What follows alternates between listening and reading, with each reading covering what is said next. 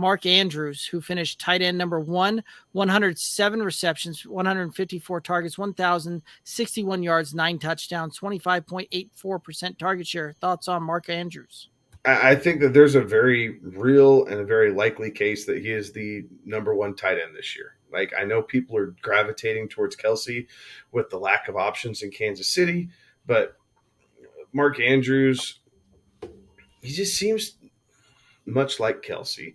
He seems to find a way to get open and get his no matter what. The perk is Baltimore has a better running game to help balance it out. So teams can't just key in on stopping Mark Andrews. So I have no issue if someone were to take him as the first tight end overall, but realistically, you'll get him as the second or third tight end because everyone's in love with Kyle Pitts, and I think that's just kind of built-in value to help you along the way. I would agree. I mean, obviously, he's going to be in the first run of tight ends. He's that top tier tight end. If you are going tight end early, he's one of the ones you have to take.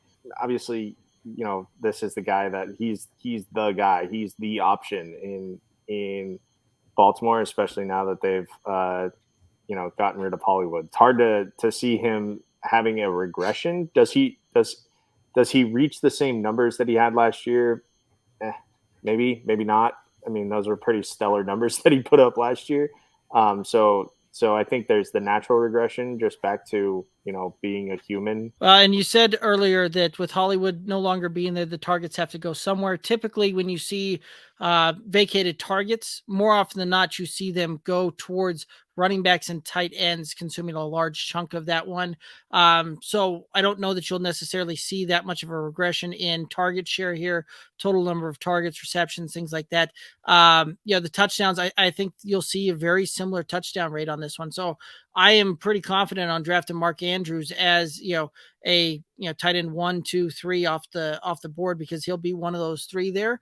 The way I tend to draft, I probably wouldn't take him in a standard redraft because you're talking about a second round pick there, and I usually like spending that one on another running back type of deal there. I'm just really happy that in the home league I get to keep him with a 6th round pick.